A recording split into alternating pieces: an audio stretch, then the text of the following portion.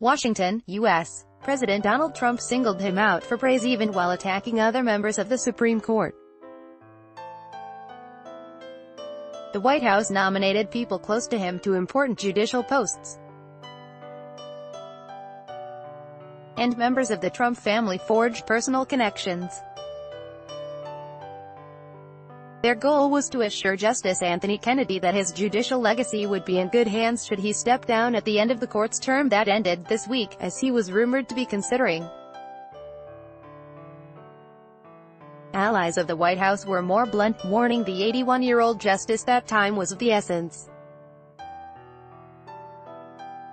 There was no telling, they said, what would happen if Democrats gained control of the Senate after the November elections and had the power to block the president's choice as his successor. Supreme Court Justice Anthony Kennedy administers the oath of office to Judge Neil Gorsuch on April 10, 2017.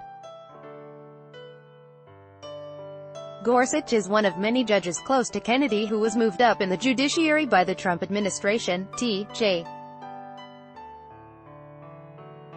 Kirkpatrick Bloomberg file photo. There were no direct efforts to pressure or lobby Kennedy to announce his resignation on Wednesday, and it was hardly the first time a president had done his best to create a court opening.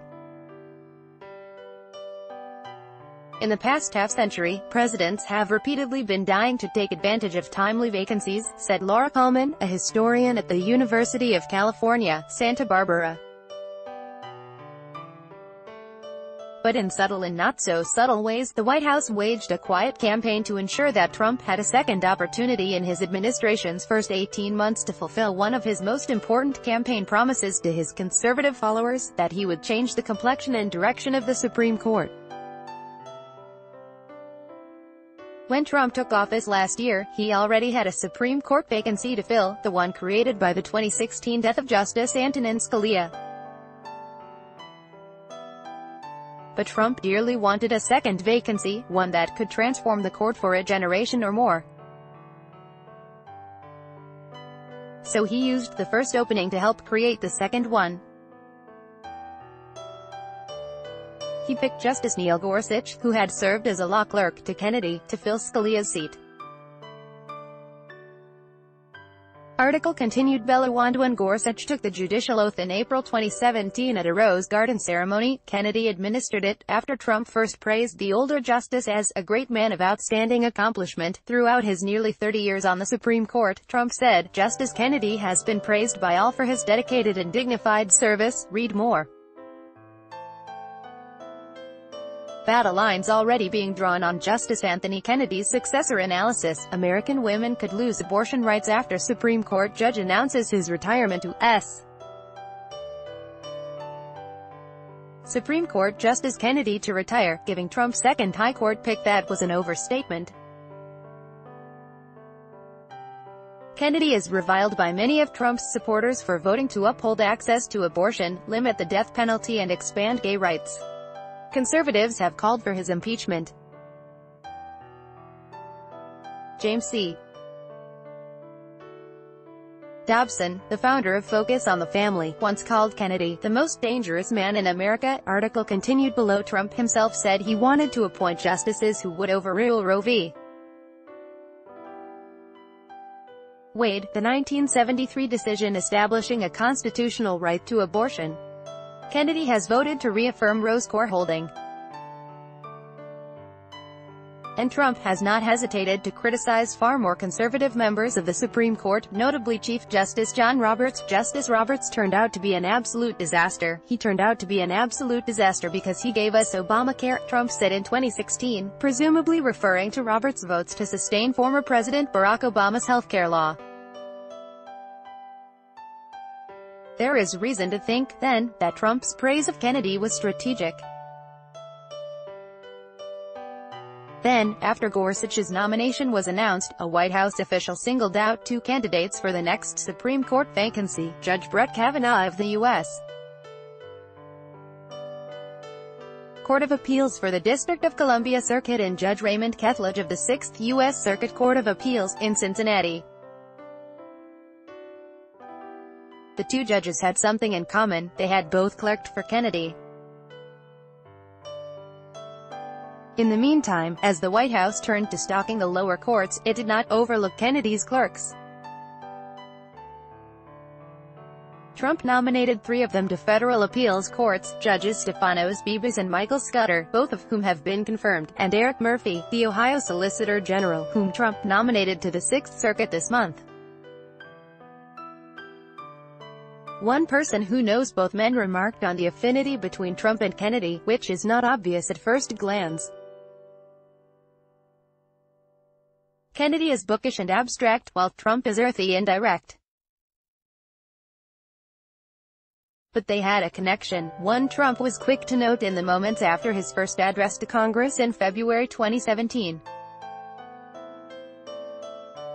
As he made his way out of the chamber, Trump paused to chat with the justice. "Say hello to your boy," Trump said. "Special guy." Trump was apparently referring to Kennedy's son, Justin.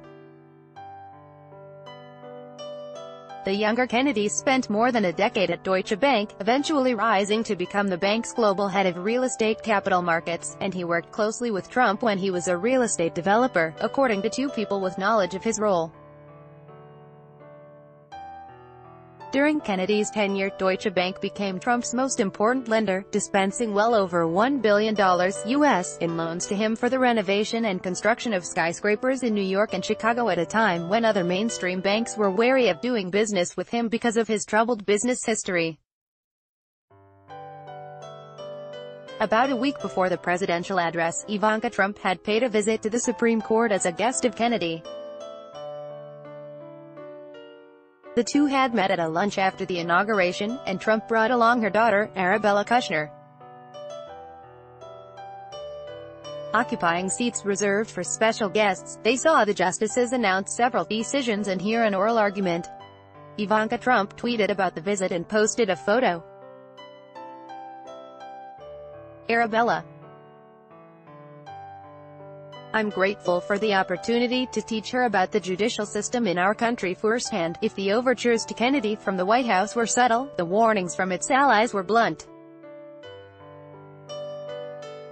Last month, Iowa Sen. Chuck Grassley, chairman of the Senate Judiciary Committee, went on Hugh Hewitt's radio program to issue an urgent plea. "My message to any one of the 9 Supreme Court justices," he said, was, "if you're thinking about quitting this year, do it yesterday." Grassley said speed was of the essence in light of the midterm elections in November. "If we have a Democrat Senate," he said, "you're never going to get the kind of people that are strict constructionists." Intermediaries pressed the point with Kennedy privately, telling him that Donald McGahn, Trump's White House counsel, would in all probability leave after the midterms. McGahn has been a key architect Trump's successful efforts to appoint wave after wave of conservative judges, they said, and his absence would complicate a Supreme Court confirmation. "There is nothing particularly unusual in urging older justices to retire for partisan reasons." During the Obama administration, prominent liberals called for Justice Ruth Bader Ginsburg to retire so that Obama could name her successor. Kennedy waited until the last day of the term to announce his retirement. The move disappointed liberals who had hoped that he would not want Trump to name his successor. But the justice, saying he wanted to spend more time with his family, betrayed no hesitation.